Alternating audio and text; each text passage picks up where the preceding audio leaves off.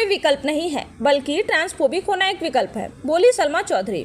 वाराणसी में गुलिस्ता एकता किन्नर सेवा ट्रस्ट द्वारा सोमवार को IMSBHU के एनाटॉमी विभाग के प्रोफेसर एवं प्रमुख डॉक्टर रोयाना सिंह के सहयोग से एक कार्यक्रम का आयोजन किया गया। ट्रांसजेंडर समुदाय के प्रति जागरूकता को लेकर कार्यक्रम किया गया। वाराणसी के ट्रांसजेंडर समुदाय की अध्यक्ष सलमा चौधरी ने समुदाय के सदस्यों के साथ ट्रांसजेंडर होने की अपनी यात्रा को साझा किया और कहा कि यह हमारे लिए सम्मान की बात है कि ADCP वाराणसी ममता रानी ने भी इस कार्यक्रम में उपस्थित हुई, जहां उन्होंने इस बारे में अपने विचार को साझा किए कि कैसे हम सभी उन्हें उनके जीवन में आगे बढ़ने के लिए मदद कर सकते हैं। और उन्होंने हमसे ये भी कहा कि तीसरे लिंग के रूप में उनके साथ भेदभाव न करें, बल्कि उन्हें दूसरों के समान ही सम्मान दें।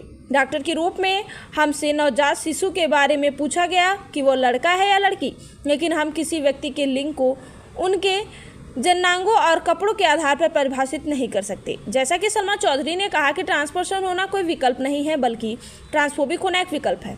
जैसा कि डॉक्टर रायना सिंह ने बताया कि हम डॉक्टर और शोधकर्ता के रूप में यौन विकास के विकारों के विभिन्न रूपों DHD, जिसे पहले इंटरसेक्स कहा जाता था, के निदान में सुधार करने की कोशिश कर रहे हैं। कैरियोटाइपिंग प्राइमर आधारित PCR और QFPCR जैसे तकनीक द्वारा ये आनुवंशिक आधारित अध्ययन व्यक्तियों और परिवारों को वास्तविक कारण जानने और उचित उपचार दवाओं के साथ आगे बढ़ने और स्वस्थ और सम्मानजनक जीवन जीने में मदद करते हैं। तो हमारा ये कर्तव्य है कि उन्हें प्रत्येक मंच पर अवसर मिलता है जहां शिक्षा पहली प्राथमिकता है। इसलिए मैं इस सत्र को इस उदाहरण के साथ समाप्त करना चाहूँगा कि अपने शरीर में पैदा होते हैं, लेकिन दूसरों को इसके लिए लड़ना पड़ता है। वाराणसी से रविंद्र गुप्ता की ये रिपोर्ट। उसके साथ कोई सेक्सुअल हरेसमेंट हो रहा है और उसने शिकायत की, तो आपको बता दें एक 1991 में भौरीबाई केस हुआ था, मेरी आपको आइडिया भी नहीं होगा।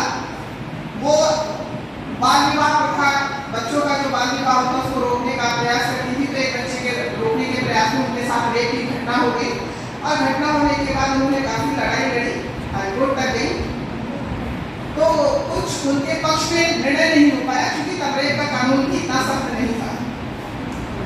अल्टीमेट विशाखा नामक NGO गया और उनके लिए लड़ाई किया, सुप्रीम कोर्ट में गए और पूरे देश के लोग एकजुट हुए।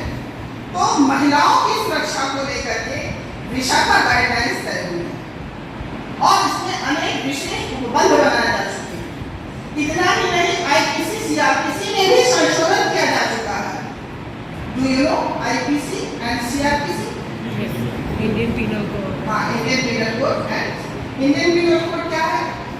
इसमें क्राइम को बताया गया है, मीन्स महिला की सुरक्षा की दृष्टि से बताया है और भारतीय संस्कृति समाज के दृष्टिगत काफी समस्याओं को देखने किया गया। आपको दिखाई देते हैं उसके पीछे कहीं न कहीं उसकी जड़ें जो है समाज, महिलाओं को सुरक्षित बाहर निकलने को लेकर के हो कि महिलाएं कैसे बाहर जाएंगी, तो इन सारी समस्या जो भी बस उन्हें जानकारी करना। तो मैं बता रही थी कि आपको IPC में 2013 में, CRPC में 2013 में संशोधन कर दिया गया है और आज अगर गलती से भी किसी ने किसी लड़की के साथ कोई जबरदस्ती की, तो आपकी ये बता दूं कि उसने जबरदस्ती किया, अगर उसने कह दिया, भले कोई एविडेंस हमारे पास नहीं है, तो भी उसका कहना मान्य होगा और सजा मिलेगी। किस तरह कार्यक्रम था? आज ये जेंडर सेंसिटाइजेशन का कार्यक्रम था, चूँकि जो यहाँ पे मेडिकल कार्य करने वाले बच्चे आए हैं वो अपने घरों से निकल के आए हैं, विभिन्न क्षेत्रों के हैं, विभिन्न परिवेश से निकले हैं और यहाँ मेल फीमेल चूँकि दोनों कोएड साथ में पढ़ रहे हैं, तो इसको लेकर के यहाँ की जो हमारे विकसित थी उन्होंने कहा कि जेंडर सेंसिटाइजेशन एक टॉपिक है ताकि दोनों में एक भावना पैदा हो कि हम एक दूसरे के साथ कैसा आचरण व्यवहार करें, एक अंडरस्टैंडिंग डेवलप होने के लिए ये बात आयोजन किया गया था।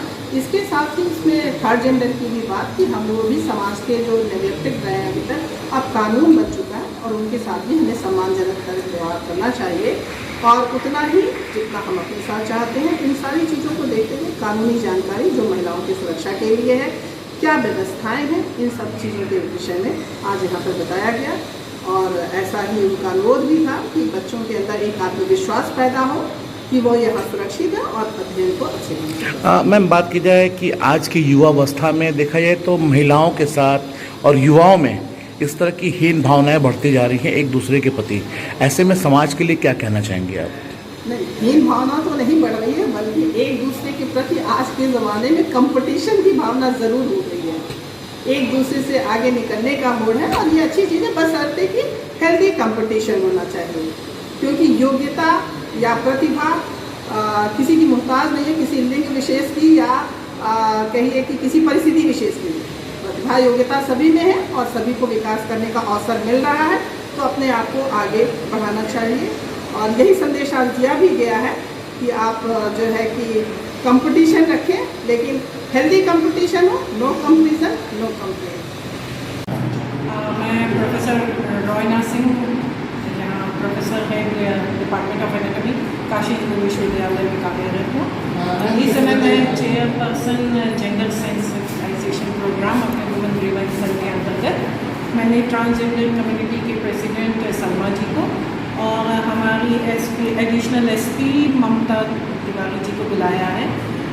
इन तीनों का मिश्रण और चौथा का पिलर हम डॉक्टर्स, सलमा जी ट्रांसजेंडर और ममता जी हमारे पुलिस अधिकारी। और आप मीडिया के थ्रू हम ये कहना चाहते हैं कि हम समाज में सामान्यता अभी से तो हमारे MBBS के फर्स्ट ईयर के छात्र छात्राएँ हैं जो कि आगे टॉर्च बेरियर बने और जो समाज में इक्वालिटी लानी है वो उसको लाएं और आगे बढ़ाएं। सबको साथ में करना है और हम 3 चीज़ों के लिए कहेंगे कि एक दूसरे की रिस्पेक्ट, जो हमारे महामंडल मालवीय जी ने कही थी, आगे बढ़ के किसी से हम अपने को कंपेयर ना करें, किसी को क्रिटिसाइज़ ना करें और कंप्लेन ना करें, तो हमारा एक समाज एक ऊंचाई पे पहुंच सकता है। इसमें हम तीनों ही, चाहे वो मेल हो, चाहे फीमेल हो और चाहे ट्रांसजेंडर्स, इनको लेके चलना है। और हम डॉक्टर कम्युनिटी के तरफ से ये बोलना चाहते हैं कि हम उनको पूरा एक प्लेटफॉर्म देना चाहते हैं जिसमें वो आ सकते हैं, अपना दुख बता सकते हैं, चाहे वो इन्फेक्शन हो, चाहे वो डिसऑर्डर ऑफ सेक्सुअल डेवलपमेंट हो। यहाँ उनका उपचार बहुत अच्छे पैमाने पर होते हैं। हमारे बहुत कुशल पीडियाट्रिक सर्जन्स हैं, हमारे बहुत कुशल यूरोलॉजिस्ट हैं, एंडोक्राइनोलॉजिस्ट हैं और पीडियाट्रिशियन हैं जो कि हमारे साथ में साइटोजेनेटिक्स की हो। तो हम ये 5 विभाग उनकी बहुत सहायता कर सकते हैं। वो हमारे यहाँ कभी भी कैसे भी 24 घंटा आ सकते हैं, हम उनके लिए खड़े हैं।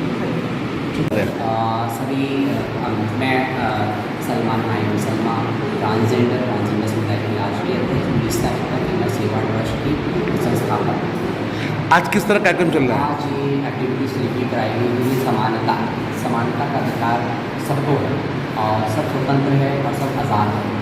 तो जैसे हमारा समाज ये स्कूल से, कॉलेज से, समाज से, घर परिवार से बहुत दूर रहा है, वो दूरियाँ खत्म करने के लिए हम लोग रेडियो यूनिवर्सिटी में तिरुपति के माध्यम से, डॉक्टर माना सिंह के माध्यम से हम इन बच्चों को पहुँच कर इन बच्चों को जागरूक कर रहे हैं, दिखा रहे हैं कि कोई भी बच्चा अगर से ट्रांसजेंडर बच्चा अगर कोई एडमिशन ले ले आ जाए तो उसके साथ आप क्लासमेट जैसा व्यवहार करें, उसको जेंडर के आधार पर उसके जाति के आधार पर उसके साथ कोई भेदभाव ना करें, उसके साथ कोई अलगबाजी ना करें, उसके साथ एक समानता का और छात्र छात्रा के जैसा उसके साथ व्यवहार करें और अपने साथ समेटे रखेंगे जो हमारा केंद्र समुदाय आगे बढ़ के डॉक्टर भी बन पाए और यहाँ से वो काफ़ी शिक्षा हासिल इस यूनिवर्सिटी से कर पाए। जब तक समाज नहीं जागरूक हुआ, जब तक कॉलेज के स्टूडेंट नहीं जागरूक होंगे हमारे प्रति, तो हम कॉलेज में कैसे पढ़ेंगे, कैसे लिखेंगे।